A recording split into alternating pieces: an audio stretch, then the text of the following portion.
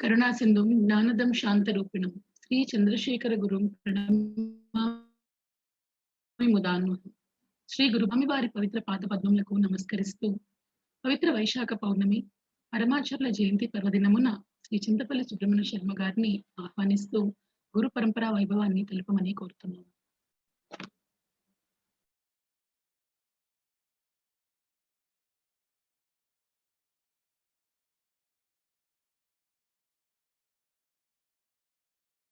वागीशाद्यास्पृतार्थानामुपक्रमे यन्नत्वा कृतकृत्यास्युस्तन्नमामि गजाननम् शारदा शारदाम्भोजवदना वदनाम्बुजे सर्वदा सर्वदास्माकं सन्निधिः सन्निधिं क्रियात् सदाशिवसमारम्भां शङ्कराचार्यमध्यमाम् अस्मदाचार्यपर्यन्तां वन्दे गुरुपरम्पराम् कामकोटिमहापीठ कामाक्षी पूतमूर्तये चन्द्रशेखररूपाय भक्ततीर्थाय ते नमः। श्रीचन्द्रशेखर जतीन्द्र सरस्वतीनां शान्तान्तरङ्गकलिताखिलभावुकानां काञ्चीपुरी स्थितमहोन्नत कामकोटिदेवीं कामकोटिपीठीं उपाश्रितवतां चरणाम् उपासे। अस्मत् श्री गुरुचरणारविन्दाभ्यां नमः। ఈ రోజు మహావైశాఖి ఆకామావై అని ఆషాఢ పూర్ణిమ, కార్తీక పూర్ణిమ, మాఘ పూర్ణిమ, వైశాఖ పూర్ణిమ ఈ 4 చాలా మహత్తరమైనటువంటి దివ్యమైనటువంటి రోజులు. నడయాడే దైవం కాంచీ పీఠాధీశ్వరుడు అపర శంకరమూర్తి శ్రీ చంద్రశేఖరేంద్ర సరస్వతి సంయమీంద్రులు అవతరించినటువంటి రోజు. సామాన్యంగా దాక్షిణాత్యులు నక్షత్రం ప్రకారం ఏ రోజు అనురాధ నక్షత్రం ఉంటే ఆ రోజు వారు పరమాచార్య వారి యొక్క దివ్యమైనటువంటి జన్మదినోత్సవాన్ని జరపటం వారికి సంప్రదాయం. తెలుగునాట వైశాఖ బహుళ పాడ్యమి రోజు మనం అందరం చేస్తూ ఉంటాం. ఈసారి పౌర్ణమి అనురాధ నక్షత్రంతో కూడి రావటం కూడా విశేషం. సహజంగా వైశాఖ పౌర్ణమి విశాఖ నక్షత్రం రోజు వస్తుంది. అయితే ఈసారి ఇలా రావటం, ఇవాళ రేపు 2 రోజులు కూడా మన స్వామివారి యొక్క జన్మదినోత్సవములు మనం జరుపుకుంటూ ఉన్నాం. నిన్నటి రోజున అపర శంకరమూర్తి శతాధిక గ్రంథకర్త అప్పయ్య దీక్షితుల వారి గురించి చెప్పుకోవడం జరిగింది. ఆ పరంపరలో మధుసూదన సరస్వతి అని ఒక గొప్ప మహాపండితుడు. వీరు 16వ శతాబ్దంలో వీరు జీవించి ఉన్నారు అని కొన్ని చారిత్రక ఆధారాలు ఉన్నాయి. వీరు తులసీదాసు వీరిద్దరూ కూడాను సమకాలీకులు అని చెప్తారు. వీరు స్వతహాగా శ్రీకృష్ణ భక్తులు. కృష్ణ పరమాత్మ మీద శ్రీకృష్ణుణ్ణి నిర్గుణమైనటువంటి పరబ్రహ్మావతారంగా అనన్యమైనటువంటి భక్తితో కొలిచేవారని చెప్తారు. శ్రీకృష్ణుడే పరమాత్మ స్వరూపుడు కాబట్టి శంకరుల నిర్గుణాద్వైతానికి కృష్ణ భక్తికి విరోధం ఏదీ లేదు అని వీరి యొక్క మతము. మధుసూదన సరస్వతి వారు అద్వైత సిద్ధి అనే పేరుతో ఒక గ్రంథాన్ని కూడా రచించినారు అని చెప్తారు. అట్లాగే భక్తి రసాయనం, మహిమ్న స్తోత్రానికి వ్యాఖ్యానము, హరిలీలా వ్యాఖ్య, ఇలా అనేక గ్రంథాలని రచించారు. ఇది కాక అద్వైత సారాన్ని ప్రకటించేటువంటి వేదాంత గ్రంథాలు కూడా రాశారు. వేదాంత కల్ప లతిక అనే పేరుతో ఒక గ్రంథము, సిద్ధాంత బిందువు అనే మరొక గ్రంథం, శంకరుల యొక్క దశశ్లోకికి కూడా వీరు వ్యాఖ్యానం చేశారు. అలాగే శంకరాచార్య స్వామి వారు రాసినటువంటి గీతా భాష్యానికి విశదపరుస్తూ గూఢార్థ దీపిక అనే పేరుతో కూడా శంకరుల భాష్యానికి ఒక వ్యాఖ్య రాసినట్టుగా ఉంది. ఇవి కాక అద్వైత రత్న రక్షణ అనే పేరుతో మరొక గ్రంథాల్లో నైయాయికులు మాధ్వుల యొక్క అద్వైత విరోధాలని మధుసూదన సరస్వతి వారు తీవ్ర పదజాలంతో ప్రతిఘటించి ఖండించి శాంకర మతాన్ని చాలా అద్భుతంగా సమర్థించి మనకి ఆ అద్వైత పరంపరను అనుగ్రహించినటువంటి ఒక గొప్ప గురువులుగా వారికి నమస్కారం చేస్తున్నాం. ఆ తర్వాత కాలంలో 17వ శతాబ్దంలో ధర్మరాజ అధ్వరి వీరి పేరు. తంజావూరు జిల్లా కండ్రమాణిక్యం అనేటువంటి గ్రామానికి చెందినటువంటి ఒక గొప్ప పండితుడైన న్యాయ వేదాంతాల్లో మంచి ఉద్దండమైనటువంటి స్థితిని పొందినవారు. గంగేశమిత్రుల తత్వచింతామణి వ్యాఖ్య గ్రంథాలు కూడా వీరు రాశారు. అట్లాగే వీరి కుమారుడు పేరు రామకృష్ణ అధ్వరి, అంటే అధ్వరి అనే పేరు వాళ్ళ ఇంటి పేరు. అటువంటి పేరు బహుశా వాళ్ళు ఎన్నో యాగాలకి వాళ్ళ పూర్వీకులు ఆధ్వర్యం వహించడం వలన ఆ పేరు వచ్చింది అని కూడా చెప్తూ ఉంటారు. వేదాంత పరిభాషకు శిఖామణి అనే పేరుతో ఈ రామకృష్ణాధ్వరి ఒక వ్యాఖ్య రాసినట్టుగా చారిత్రక ఆధారాలు చెప్తూ ఉన్నాయి. ఆ తర్వాత కాలంలో సదాశివ బ్రహ్మేంద్రులు తెలుగునాట అందరికీ కూడాను సుపరిచితులు వారు.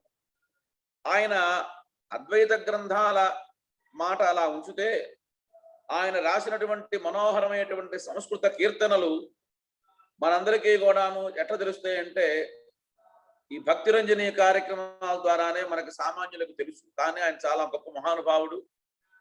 పిబరే రామరసం, మానస సంచరే వంటి మంచి మంచి కీర్తనలు కర్ణపేయంగా వేదాంతపరంగా సంగీత రూపంలో మనకు అందించినటువంటి మహానుభావుడు ఆయన. వారు 17వ శతాబ్దంలో జీవించినటువంటి మహాయోగి, జీవన్ముక్తులు, గొప్ప వేదాంతిక. తన జీవిత కాలంలోనే ఆయన చాలా ప్రసిద్ధి పొందారు. దానికి మచ్చుతనకి ఒక ఉదాహరణ మనం చెప్పుకోవాలి. ఆయన చాలా ఈ ప్రాపంచిక వ్యవహారముల యందు చాలా వదిలేసి వాటిని అంతర్ముఖంగా ఎప్పుడూ కూడాను భగవద్ధ్యానంలో లీనమవుతూ ఉండేవారు. వారు ఒక రోజున కావేరి నదీ తీరంలో ఒక కౌపీనాన్ని ధరించి ఆ ఇసుకని ఒక దిండులాగా చేసుకొని నదీ తీరంలోనే పడుకొని భగవంతుని గురించి ధ్యానిస్తూ ఉన్నారు.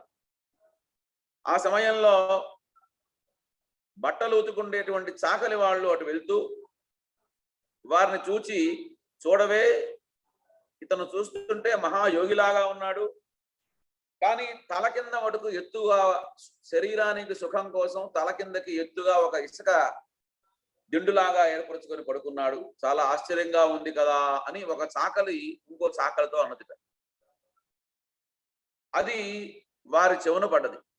పడి వారు అనుకున్నారు, అరే రే, ఈ చాకలి వాళ్ళు మన గురించి ఇలా మాట్లాడుకోవటం ఇది సమంజసమే, తప్పేం మాట్లాడట్లేదు, ఈ శరీరానికి ఈ ఇంద్రియాలకి ఈ సుఖం అవసరమా అని అమాంతం లేచేసి ఆ ఇసుక తిన్నెని మామూలుగా చేసేసి పడుకున్నారు. కాసేపాగి ఈ బట్టలదుకుండేటువంటి చాకలి వాళ్ళు తిరుగు ప్రయాణంలో ఈయన చూచి ఆ చాకలి అందిట, ఈయన ఇందాకేదో కళ్ళు మూసుకొని ధ్యానం చేస్తున్నాడు అనుకున్నాము, కానీ మనం అనుకున్న మాటలు వినేసేసి ఆయన తల కింద ఉన్నటువంటి ఎత్తు కోసం పెట్టుకున్న ఇసుక తిన్నెని జరిపేసి మామూలుగా పడుకున్నాడు, ఈయన ఏం ధ్యానం చేస్తున్నట్టు అని అనుకున్నారట. అనుకుంటే వెంటనే వారి చెవున ఈ విషయాలు పడ్డాయి. పడి ఇందాక వాళ్ళు అనుకున్న మాటలు విని ఈ ఇంద్రియముల ద్వారా ఈ విషయాన్ని లోపలికి తీసుకెళ్ళి దానికి తగ్గట్టుగా నేను నా ప్రతిస్పందన చూపించాను, ఇలా ప్రతి విషయము కూడా ఈ ఇంద్రియములు గ్రహిస్తూ ఉంటే ఇంకా నేను ధ్యానం చేయటం ఏంటి, నా అంతర్ముఖత్వం ఏమిటి అని వాళ్ళలో వారు విచారించుకొని అక్కడి నుంచి చాలా తీవ్రమైనటువంటి స్థాయికి వారు వెళ్ళారు అని చెప్తారు. చూడండి, చాలా ఈ సన్నివేశం చాలా ఆశ్చర్యకరంగా ఉంటుంది. అటువంటి గొప్ప వ్యక్తి వారు మహారాష్ట్రీయ రాజవంశంలోని సాహీజీ తంజావూరు ప్రాంతాన్ని పరిపాలన చేశారు. 1684వ సంవత్సరం నుంచి 1711వ సంవత్సరం దగ్గర వరకు ఆ స్థానాన్ని అలంకరించినటువంటి ప్రముఖ పండితుల్లో సదాశివ బ్రహ్మేంద్రులు కూడా ఒక మహాపండితుడు. సదాశివ బ్రహ్మేంద్రులు మన కంచి ఆచార్య పరంపరలో 57వ కంచి పీఠాధిపతి అయినటువంటి పరమశివేంద్ర సరస్వతి వారి దగ్గర ఆశ్రమ స్వీకారం చేసినట్టుగా వారి దగ్గరే అనేక శాస్త్రాలు అన్ని కూడాను చదువుకున్నారు. వారి దగ్గరే వారు ఆశ్రమ స్వీకారం కూడా చేసి చెప్తారు. ఒక సందర్భంలో గురువు గారి యొక్క మందలింపుకు గురై ఈయన మౌనాన్ని అవలంబించి మౌనిగానే చాలా కాలం జీవితం గడిపారు. ఆయన ఎక్కువ కాలం అవధూతగా కావేరీ తీరంలో ఏకాంతంగా గడుపుతూ ఉండేవారు. ఇవాటికి మనకి తమిళనాడు నెరూర్ దగ్గర కావేరీ తీరంలో వారి యొక్క సమాధి ఉంది. ఇంకా ఒక గొప్ప విషయం ఏంటంటే వారి సమాధి గురించి ఇంకో విషయం మనకి చెప్తారు. అక్కడికి వెళ్తే వాళ్ళు వారికి మొత్తం 3 సమాధులు ఉన్నాయని, ఒకటి నెరూరులో, ఇంకొకటి తమిళనాడులోనే మానామధురైలో, ఇంకోటి పాకిస్తాన్లోని కరాచీలో. స్థూల శరీరానికి, సూక్ష్మ శరీరానికి, కారణ శరీరానికి సంబంధించి 3 చోట్ల 3 సమాధులు ఉన్నట్టుగా ప్రతీతి. ఆయన ప్రజల మధ్యకు రావటానికి పెద్ద ఇష్టపడేవారు కాదు. అనేక గ్రంథాలు రాశారు. అప్పయ్య దీక్షితుల వారు రాసినటువంటి అతి ప్రసిద్ధమైనటువంటి ప్రామాణిక వేదాంత గ్రంథం పేరేంటంటే సిద్ధాంత లేశ సంగ్రహం. నిన్న చెప్పుకున్నాం. దానికి సదాశివ బ్రహ్మేంద్రులు పరిష్కరించి శ్లోక రూపంలో ప్రకటించారు. సరళమైనటువంటి శబ్దాలలో అనల్పర్థాన్ని కూడా కూర్చి ఆయన రూపొందించినట్టుగా ఈ గ్రంథం వేదాంత లోకంలో జిజ్ఞాసులకి ఎంతో ఉపయోగకారిగా ఉంటుంది అని చెప్తారు. ప్రాపంచికమైనటువంటి బంధాలని తెంచుకోలేకుండా ఉన్నటువంటి మదాంధకారులకు కర్మయోగాన్ని, యోగ సూత్రాలని కూడా సూచించాయని,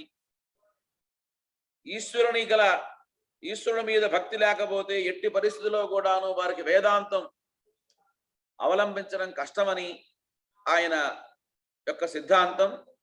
అద్వైత సిద్ధాంతాన్ని ఆపోజిట్ సదాశివ బ్రహ్మేంద్రుడు అప్పయ్య దీక్షితుల్లాగా చాలా గొప్ప శివభక్తులు. అయితే వీరు రాముణ్ణి, కృష్ణుణ్ణి కూడా స్తుతిస్తూ చాలా కీర్తనలు వ్రాశారు.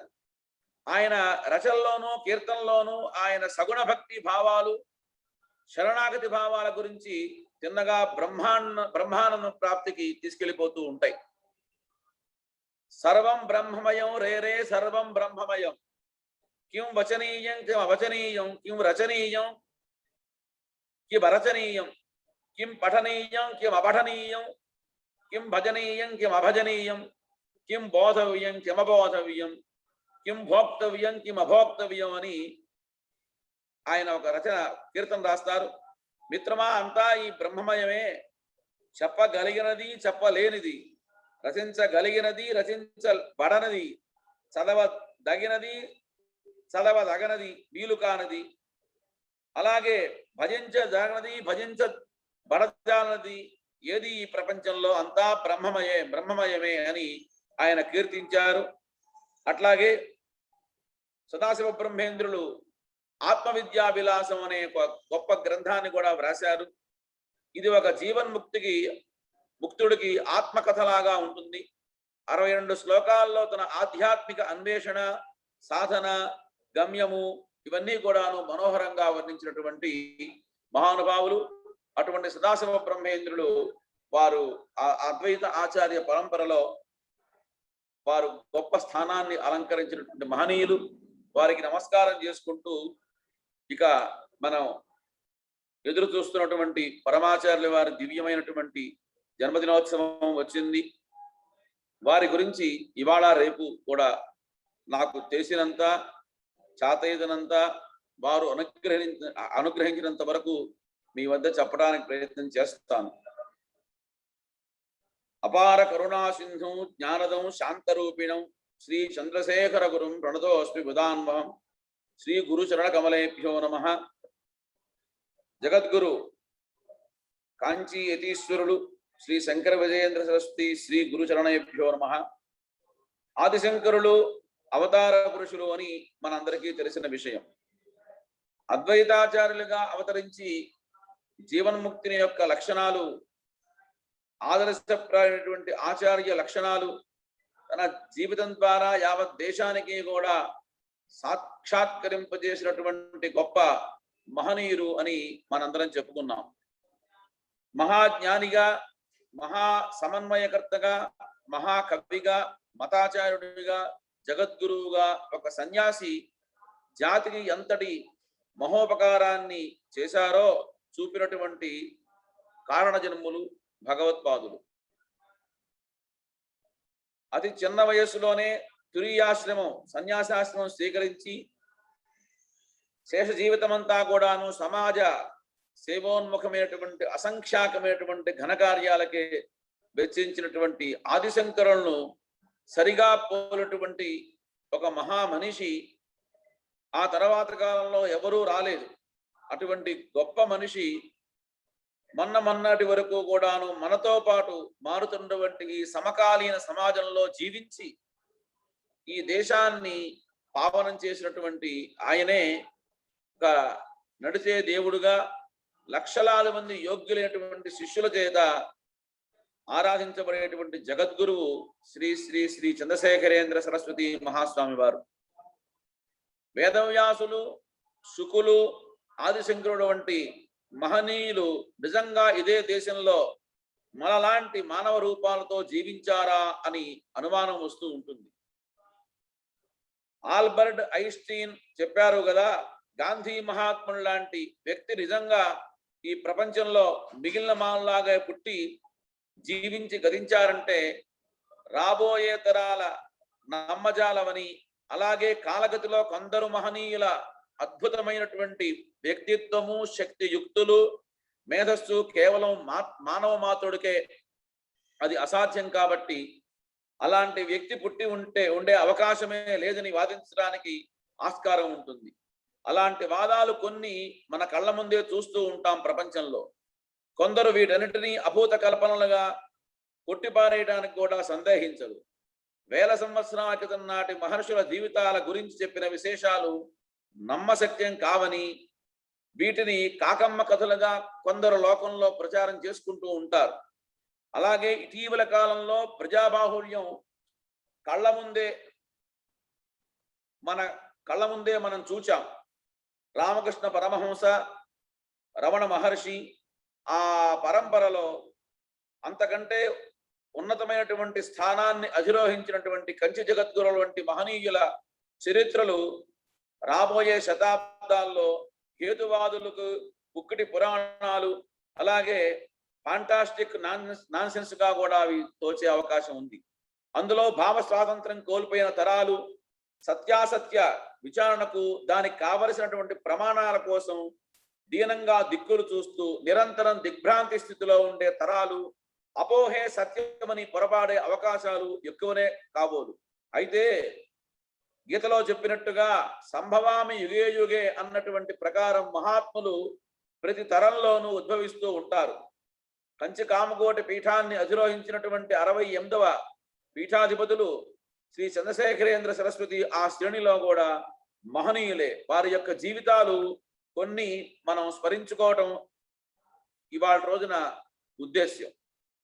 1894వ సంవత్సరం మే 24వ తేదీన తమిళనాడులోని విల్లుపురం పట్టణంలో ఆ మహాత్ములు జన్మించారు. తల్లిదండ్రులు ఆ బిడ్డను తమ యొక్క కులదైవమైనటువంటి స్వామిమలైలో ఉన్నటువంటి సుబ్రహ్మణ్య స్వామినాథుని ప్రసాదంగా భావించి వీరికి స్వామినాథన్ అని ఒక మహత్తరమైనటువంటి నామకరణం చేశారు.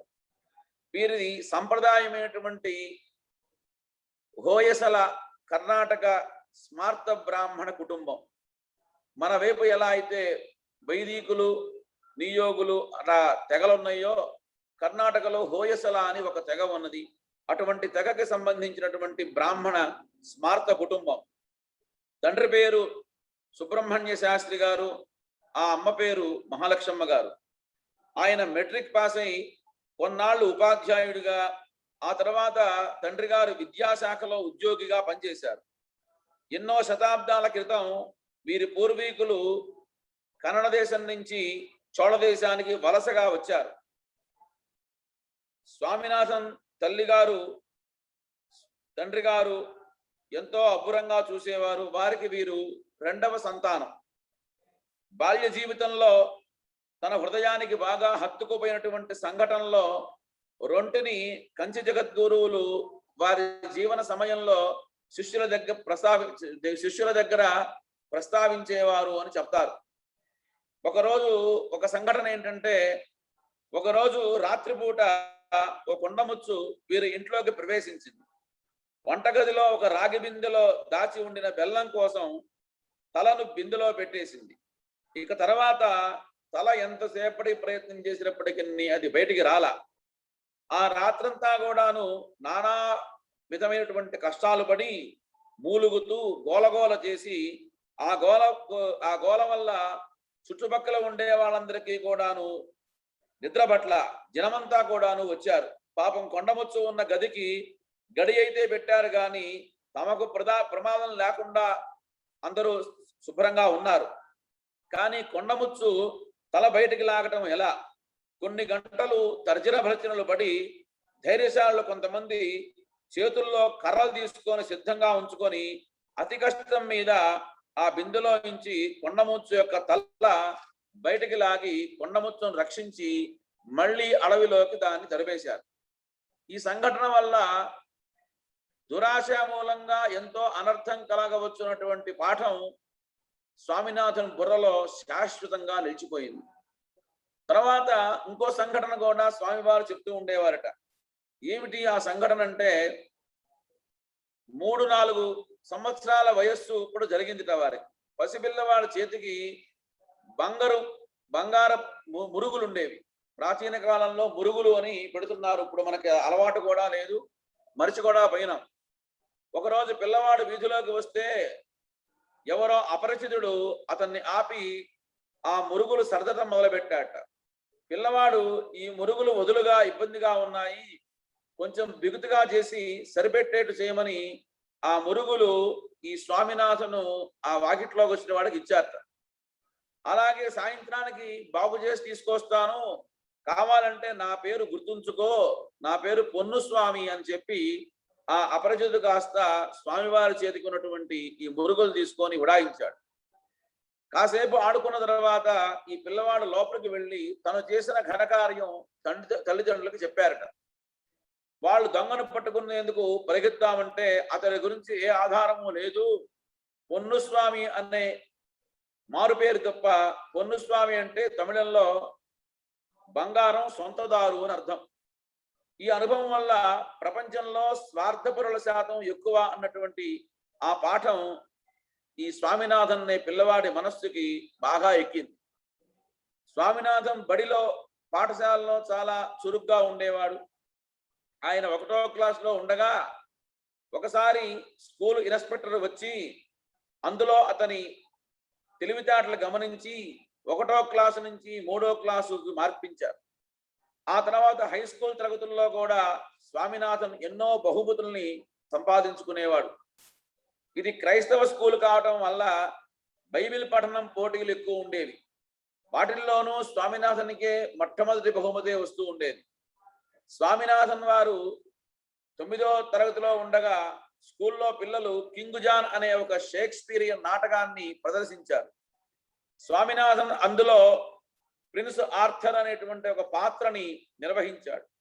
2 రోజులు రిహార్సల్స్ చేసి అంత చక్కగా అతను నటించటం, ఆంగ్ల భాషలో అంత చక్కగా మాట్లాడడం చూసి ఆ ఉపాధ్యాయులందరూ కూడాను ఆశ్చర్యపోయినారు. మర్నాడు అతని ఇంటికి వచ్చి అతన్ని ఎంతో బహుళంగా ప్రశంసించి వెళ్ళారట.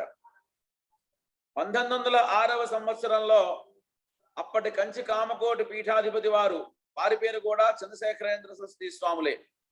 తిండివరం దగ్గర సారం అనేటువంటి ఒక పల్లెకు వచ్చారు. స్వామినాథన్ తన స్నేహితుడితో కలిసి ఆయన్ని చూడటానికి వెళ్ళారు. అందరి భక్తుల్లాగానే నమస్కారం చేసి వెళ్ళిపోబోయాడు. అప్పుడు స్వామి అతన్ని ఆపారు, తనతో పాటు ఉండమన్నారు. స్వామినాథన్, నేను ఉండలేను, నాకు స్కూలు ఉంది కదా, పైగా నేను ఒక్కడనే వచ్చాను, మా అమ్మకి నాన్నకి కూడా చెప్పకుండా వచ్చాను, నేను తొందరగా మా ఇంటికి వెళ్ళిపోవాలి అని స్వామివారి యొక్క అనుమతి తీసుకొని మఠం తాలూకు బండిలోనే స్వామినాథన్ ఇంటికి పంపించారట. స్వామినాథన్ వెళ్ళగానే పీఠాధిపతి తన మఠాధికారిని పిలిచి, ఈ పిల్లవాడు నా తర్వాత ఏదో ఒక రోజుకి ఈ కామకోటి పీఠానికి అధిపతి అవగలడు అని చెప్పేశారట.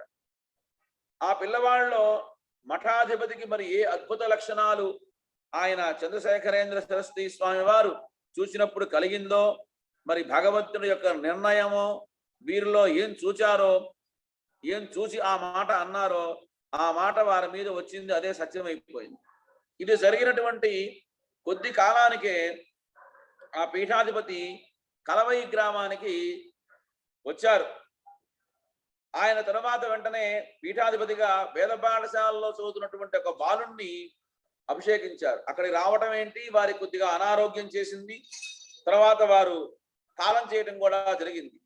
ఆ అబ్బాయి ఎవరైతే అక్కడ వేదం చదువుకునే విద్యార్థి ఉన్నారో ఆ విద్యార్థి ఈ స్వామినాథన్కి చాలా దగ్గర బంధువే. అతని యొక్క పిన్ని గారి ఏకైక పింతల్లి గారి ఏకైక కుమారుడు. ఈ వార్త తెలియగానే ఈ స్వామినాథన్ తల్లి చెల్లెల్ని ఓదార్చాలి అని ఏకైక కుమారుడు సన్యాసిగా మఠాధిపత్యం స్వీకరించే సందర్భంలో ఆవిడ బయలుదేరి వెళ్ళారు. స్వామినాథన్తో సహా బయలుదేరి తిండివనం నుంచి రైల్లో కంచికి వెళ్ళి అక్కడి నుంచి 25 మైళ్ళ దూరంలో ఉన్న కలవై గ్రామానికి ఒక ఎద్దుల బండిలో చేరాలని కార్యక్రమం. ఆ ప్రకారంగానే కంచి చేరారు. స్నానపానాలన్నీ కూడాను కంచి మఠంలోనే ఆగారు. అక్కడి నుంచి మాత్రం మఠాధికారి ఒకరు స్వామినాథన్ని ప్రత్యేకంగా ఏర్పాటు చేసినటువంటి బండిలో కలవై తీసుకెళ్లారు. అతని కుటుంబం వెనక మరొక బండిలో కలవై చేరుకుంది. బండిలో కలవై వెళ్ళేటికి ఆ మఠాధికారి స్వామినాథన్కి చెప్పాడు, నువ్వు తిరిగి మళ్ళీ ఇక తిండివనం వెళ్ళటం లేదు, ఇక ముందు నువ్వు మఠంలోనే ఉండిపోతావు అని ఒక సూచన చేశాడు. స్వామినాథన్కి ఏమీ బోధపడలేదు. ఎందుకు ఇలా జరుగుతుంది, ఏం జరుగుతుంది, అమ్మతో కలిసి వచ్చాను, మరి నన్ను ఒక్కడిని వీళ్ళు తీసుకెళ్తున్నారు ఏమిటి అని ఆయన అలా ఆలోచిస్తూ ఉండిపోయినారు. ఏమి బోధపడలేదు. అప్పటికి వారి వయస్సు 13 ఏళ్ళు కూడా ఇంకా నిండలేదు, 12 నడుస్తూ ఉంది. మెల్లిగా ప్రయాణంలోనే ఆ మఠాధికారి మరికొన్ని విషయాలు చెప్పాడు. కొత్తగా పీఠాధిపతిగా నిర్ణయించిన పిల్లవాడికి తీవ్రంగా జబ్బు చేసిందని, అంచేత స్వామినాథన్ని అతని స్థానంలో పీఠాధిపతిని చేయబోతున్నామని చెప్పారు. స్వామినాథన్కి విషయం పూర్తిగా అర్థం కాలేదు. ఆ సమయంలో ఏం చేయాలో కూడా ఆయనకి పాలుపోలేదు. దేవుణ్ణి ప్రార్థిద్దామంటే అప్పటికి అంతగా గొప్ప ప్రార్థనలు కూడా పాపం ఆయనకేం తెలియవు. అందుచేత బండిలోనే మోకాళ్ళ మీద కూర్చొని రామరామ అని భగవన్నామం చేసుకుంటూ కలవై గ్రామానికి చేరుకున్నారు. ఆ తర్వాత ఒక సందర్భంలో జగద్గురు చెప్పారు ఏమంటే, పాపం చెల్లిని ఓదార్దామని కలవై వెళ్ళిన స్వామినాథన్ తల్లికే ఓదార్పు అవసరమైంది అని చెప్పారట. స్వామినాథన్ తండ్రికి మఠాధిపతులు తంతి పంపించి, అంటే పోస్టు ద్వారా వార్త పంపించి పీఠాధిపతి చేయటానికి అనుమతి తీసుకున్నారు. తీసుకొని 13వ తారీఖు ఫిబ్రవరి 1907వ సంవత్సరం నాడు ఈ స్వామినాథన్ అనేటువంటి బ్రహ్మచారికి శ్రీ శ్రీ శ్రీ చంద్రశేఖరేంద్ర సరస్వతి అనేటువంటి నామంతో తురీయ ఆశ్రమాన్ని కంచకామకోటి పీఠానికి 68వ పీఠాధిపతిగా పదవీ స్వీకారాన్ని చేయించారు. ఆ రోజుల్లో కొన్ని కారణాల వల్ల కంచిమఠం కార్యాలయాలన్నీ కూడాను ఎక్కువ కుంభకోణం పట్టణంలోనే ఉంటూ ఉండేవి. అందువల్ల ఈ నూతన పీఠాధిపతులు కలవై నుంచి నిదానంగా కుంభకోణానికి ప్రయాణమైనారు. పీఠాధిపతికి చాలా బాధ్యతలు ఉంటాయి.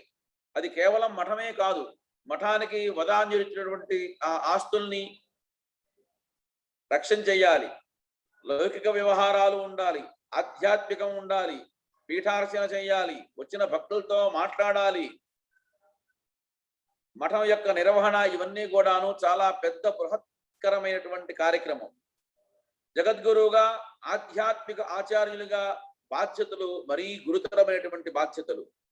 ఈ బాధ్యతలన్నీ కూడాను స్వీకరించి నిర్వహించడానికి నూతన పీఠాధిపతులు కలవై నుంచి కుంభకోణానికి చేరారు. ఎప్పుడు చేరారు? 13 తారీఖు ఫిబ్రవరి సన్యాసం పుచ్చుకుంటే అక్కడి నుంచి కొన్నాళ్ళు ఉండి నిదానంగా మే 9వ తేదీన ఆయనకి యథావిధిగా యథావైభవంగా కుంభకోణం తీసుకెళ్లి అక్కడ సకల లాంఛనాలతో పట్టాభిషేకం జరిగింది.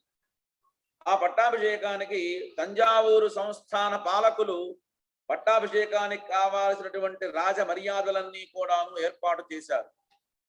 పండిత గోష్ఠులు జరిగాయి. ఆ రాత్రి పీఠాధిపతులు ఏనుగు అంబారి మీద తన అధికారులతో, శిష్యులతో, భక్తులతో కుంభకోణం నగర వీధులలో వైభవంగా కూడాను ఊరేగింపుగా వెళ్ళారు. ఇలాంటి లాంఛనాలన్నీ జరపటం పీఠాలలో ఒక సంప్రదాయం. పట్టాభిషేకం తర్వాత పీఠాధిపతులు విజయయాత్రలు అనే పేరుతో ధర్మయాత్రలు చేస్తూ ఉంటారు. దేశంలో అనేక ప్రాంతాలన్నీ కూడాను తిరిగి భక్తుల్ని దీవించి ధర్మ ప్రచారం చేసి ధర్మరక్షణ చేయటం. దాంతోపాటు వారికి నిత్యంగా చంద్రమౌళీశ్వర యొక్క పూజలో కూడా భాగం కల్పించి ఆధ్యాత్మిక కార్యాలు జరపడం అనేటువంటిది పీఠాధిపతుల యొక్క గొప్ప విధి. ఆయన ఎక్కడికి వెళ్ళినా, ఏ కుగ్రామానికి వెళ్ళినా, నగరానికి వెళ్ళినా తండోపతండాలుగా భక్తులందరూ కూడాను ఆయన యొక్క ఆశీస్సుల కోసం, వారి యొక్క దర్శనం కోసం వస్తూ ఉండేవారు. 1908వ సంవత్సరంలో జగద్గురు చంద్రశేఖరేంద్ర సరస్వతి మహాస్వామి వారు మొట్టమొదట విజయయాత్రను ప్రారంభించడం జరిగింది. పీఠాధిపతులు మొదట జంబుకేశ్వర క్షేత్రం వెళ్ళి అక్కడ అఖిలాండేశ్వరి అమ్మవారి ఆలయంలో జరిగేటువంటి కుంభాభిషేకం చేయించారు. అక్కడ నుంచి బయలుదేరి వారు దక్షిణ దేశంలో కొన్ని ఇతర క్షేత్రాలు కూడా దర్శించి తిరిగి జంబుకేశ్వరానికి వచ్చి అక్కడ 1999వ సంవత్సరంలో 12 ఏళ్లకు ఒకసారి వచ్చేటువంటి కుంభకోణం మహామాఘోత్సవంలో పాల్గొన్నారు. 1909లో వారి యొక్క వయస్సు కేవలం 15 సంవత్సరాలు. మొదటి విజయయాత్ర తర్వాత 2 సంవత్సరాలు కుంభకోణం మఠంలోనే ఉండి మఠం పండితుల దగ్గర అనేక రకాలైనటువంటి సాహిత్య గ్రంథములు, సంస్కృత గ్రంథాలు క్షుణ్ణంగా కూడా అభ్యాసం చేశారు. కుంభకోణంలో మఠంలో భక్తుల రద్దీ బాగా పెరిగిపోయింది. స్వామివారు వచ్చిన తర్వాత స్వామి అఖండ కావేరీ నదీ తీరంలో మహేంద్ర మంగళం అనే ఒక గ్రామం ఉంది, ఒక పల్లెటూరు. ఆ గ్రామంలో ఒక పన్నశాల తాటాకు పాక ఏర్పరుచుకొని అక్కడ కొన్నాళ్ళు సుమారుగా 3 సంవత్సరాల పాటు వేద శాస్త్రాలని అభ్యాసం చేశారు. ఇదొక చిత్రమైనటువంటి సన్నివేశమే. శిష్యుడు సాక్షాత్తు పీఠాధిపతి, ఆయనకు పాఠం చెప్పే గురువులు మఠ పండితులు, అంటే పీఠాధిపతికి శిష్యులు. చూడండి, చాలా ఆశ్చర్యం. వృద్ధా శిష్య గురోర్ యువ అన్నట్టుగా 1914వ సంవత్సరం వారికి 20 ఏళ్ల వయస్సులో కుంభకోణం తిరిగి వచ్చేటప్పటికి అపారమైనటువంటి సమగ్రమైనటువంటి శాస్త్రజ్ఞానం సంపాదించారు. పీఠాధిపత్యానికి కావలసినటువంటి విద్యలన్నీ కూడాను ఆయన నేర్చుకున్నారు. అప్పటికి ఆయన ఇంకా మైనర్ కావటం వల్ల మఠ నిర్వహణ న్యాయస్థానం నియమించినటువంటి మఠాధికారులే చేసేవారు. 1915వ సంవత్సరంలో 21 సంవత్సరాలు నిండిన తర్వాత చట్టపరంగా మఠ నిర్వహణ తాలూకు బాధ్యతలన్నీ కూడాను సర్వాధికారాలు స్వామివారు స్వీకరించారు. మఠ నిర్వహణ మఠం అధికారులే పీఠాధిపతి పర్యవేక్షణలో చేస్తారు. పీఠాధిపతులు ఎక్కడా కూడాను సంతకాలు చేయకూడదు. వారి ముద్రిక మాత్రం కొన్ని పత్రాల మీద వేస్తారు, చంద్రమౌళీశ్వరుడు ముద్ర. 1914 నుంచి 1918వ సంవత్సరం మధ్యలో జగద్గురువులు కుంభకోణంలోనే ఉన్నారు. సంస్కృత పాఠశాలలు, వేద పాఠశాలలు, పండిత గోష్ఠులు, పండిత సన్మాన కార్యక్రమాలు, అలాగే కంచిలో ఆయుర్వేద చికిత్సాలయ నిర్వహణ, పేద విద్యార్థులకు ఉపకార వేతనాలు, స్టైఫెండ్స్, అట్లాగే దానాలు, నవరాత్రి పూజల యొక్క నిర్వహణ, గోశాలల నిర్వహణ, సంగీత ఉత్సవాలు, శంకర జయంతి ఉత్సవాలు, ఇలాంటి అనేకమైనటువంటి కార్యక్రమాలన్నీ కూడాను పరమాచార్య స్వామి వారు నిర్వహణ చేస్తూ ఉండేవారు. ఎక్కడెక్కడో ఉన్నటువంటి మహామహా పండితులు, గాయకులు వచ్చి స్వామివారి యొక్క ఆశీస్సులు తీసుకుంటూ ఉండేవాళ్ళు. వాళ్ళందరికీ కూడాను 25 ఏళ్ళు కూడా నిన్నటువంటి పీఠాధిపతులు జగద్గురువుగా భాషిస్తూ ఉండేవారు. 1919వ సంవత్సరం నుంచి 39వ సంవత్సరం దాకా, అంటే వారి యొక్క 26వ సంవత్సరం నుంచి 45వ సంవత్సరం వరకు మొత్తం 20 సంవత్సరాల పాటు జగద్గురు చంద్రశేఖరేంద్ర సరస్వతి మహాస్వామి వారు ఆసేతు సీతాచలం పర్యటించారు. ప్రతి గ్రామము కూడాను ఈ విజయయాత్రలకి ఆదిశంకర యొక్క విజయయాత్రలో ఎలా మనం చెప్పుకోవచ్చో అలా పోల్చవచ్చు వారి యాత్రని. జగద్గురుల యొక్క యాత్రలు చాలా వరకు కూడాను పాదయాత్రతోనే జరుగుతూ ఉండేది. రైళ్లలో, కార్లలో ఆయన ఎప్పుడు కూడాను ప్రయాణం చేసినటువంటి దాఖలాలు లేవు. కొద్ది చోట్ల మాత్రం పల్లకీలోనో, నది ఉంటే పడవలోనో ప్రయాణం చేసేవారు. అదే సంప్రదాయం వారు సిద్ధి పొందేంత వరకు 1994వ సంవత్సరం వరకు కూడాను వారు అనుసరించి, ఆచరించి మనందరికీ చూపించారు. జగద్గురువులు దేశాంతరయానం కానీ, సముద్రయానం కానీ ఆయన చేయలేదు. వారి సమయంలో ఆయన యాత్రల్లో ఆయనతో పాటు పరివారం కూడా ఎప్పుడూ కదులుతూ ఉండేది. అధికారులు, అనధికారులు, పండితులు, వేద పండితులు, సంగీత పండితులు, శాస్త్ర పండితులు, పరిచారకులు, ఏనుగులు, గోవులు, గుర్రములు ఈ పరివారంలో అంతా కూడాను భాగంగా ఉంటూ ఉండేవి. యాత్రల్లో కూడా జగద్గురువులు ఏ రోజు కూడాను అనుష్ఠానం మానేశారని కానీ, అనుష్ఠానం కాసేపే చేసుకున్నారని కానీ అనే మాట లేకుండా నిత్య పూజలకి, అనుష్ఠానానికి ఎటువంటి ఇబ్బంది కలగకుండా అవిచ్ఛిన్నంగా నిరంతరాయంగా జరగాల్సిందే అని వారి యొక్క సంకల్పం. దాని ప్రకారంగానే వారు చేస్తూ ఉండేవారు. సాధారణంగా పీఠాధిపతులకు యాత్రలో ఆయా సంస్థానాలు, ప్రభుత్వాలు పూర్తి సహకారం అందించేవి. ఈ పూజలు, అనుష్ఠానాలతో పాటుగా తీర్థయాత్రలు, భక్తులకు దర్శన కార్యక్రమాలతో పీఠాధిపతులకు రోజుకి 3-4 గంటల సమయం కూడా పాపం వారికి విశ్రాంతి దొరకదు. ఇవాటికి మనం చూస్తూ ఉంటాం. విజయేంద్ర సరస్వతి స్వామి వారు రాత్రి 11 గంటల దాకా అనుష్ఠానం అయిన తర్వాత 1 గంట దాకా కూడా రోజు మారిన తర్వాత తెల్లవారుజామున వెళ్ళి నిద్రపోతున్న రోజులు ఉన్నాయి. మళ్ళీ పొద్దున్నే బ్రాహ్మీ ముహూర్తంలో లేచి వారి అనుష్ఠానానికి లేవటం, ఆ 1 గంట పూజ అని చేస్తారు. 1 గంట సేపు లోపల కూర్చొని చాలా ఏకాంతంగా పూజ చేసుకుంటూ ఉంటారు. అదంతా కూడా పీఠాధిపతికి చాలా గొప్ప నియమం. అట్లాగే తీసుకునే ఆహారం కూడా చాలా స్వల్పంగా ఉంటుంది. అసలు సంవత్సరంలో దాదాపు సగం రోజులు ఉపవాసాలే సరిపోతాయి. మధ్యలో ఆషాఢ మాసం నుంచి కార్తీక మాసం దాకా చాతుర్మాస్యులు. ఆయన జీవన శైలిలో చాలా గొప్ప నిరాడంబరత, సాత్వికత, క్రమశిక్షణ ఇవన్నీ కూడా చూస్తే మానవ మాత్రులకు చాలా దుస్సాధ్యాలుగా కనిపిస్తూ ఉంటాయి. 20 సంవత్సరాల పాటు జరిపినటువంటి ఈ విజయయాత్రలో స్వామివారు యావత్ భారతదేశంలో హైందవ సమాజానికి కావలసినటువంటి ఒక కొత్త స్ఫూర్తిని ఇచ్చి జాగృతం చేశారు అందరినీ కూడా. ఈ విజయయాత్రలో ఎన్నో అద్భుతమైనటువంటి ఘట్టాలు, మైలురాళ్ళు, ఎన్నో స్ఫూర్తిదాయకమైనటువంటి విషయాలు, అనుభవాలు, వృత్తాంతాలు అవన్నీ కూడాను జరిగినాయి. వాటి గురించి మనం రేపటి రోజు స్వామివారి, తెలుగు వారికి రేపు స్వామివారి జయంతి కాబట్టి రేపటి రోజున వారి గురించి ఇంకా కొన్ని విషయాలు చెప్పుకుందాము. తిరిగి రేపటి రోజున కలుస్తామని చెప్తూ సర్వం శ్రీ గురుపరదేవతార్పణమస్తు. స్వస్తి ప్రజాభ్య పరిపాలయంతాన్ న్యాయేన మార్గేణ మహిమహీషాః గోబ్రాహ్మణేభ్యః శుభమస్తు నిత్యం. లోకాః సమస్తాః సుఖినో భవంతు. శ్రీ చంద్రశేఖర పాహిమాం, శ్రీ చంద్రశేఖర లక్ష్మాం. జయ జయ శంకర, హర హర శంకర, నమ పార్వతీపతయే, హర హర మహాదేవ. శ్రీ చంద్రశేఖర సరస్వతి స్వామివారు అవతరణతో శృతిధ్వని మళ్ళీ వినబడుతోంది. స్వామివారు జ్ఞాన ప్రచారంలో శంకరులు, మరి కర్మోపదేశంలో కుమారుల భట్టు, వేదరక్షణకు విద్యారణ్యులు, భక్తి ప్రమోదంలో శ్రీశుకులు. బ్రహ్మజ్ఞానానికి లోకజ్ఞానం తోడైతే ఎలా శోభిస్తుందో ఈ స్వామివారి లీలలతో మనము చూడగలము. అంతటి జ్ఞానుల దివ్య చరిత్రను మనందరికీ తెలియచేసిన చింతపల్లి సుబ్రహ్మణ్య శర్మ గారికి ధన్యవాదాలు తెలుపుకుంటూ తిరిగి రేపటి కార్యక్రమంలో మళ్ళీ కలుసుకుందాం. లోకా సమస్త సుఖినో.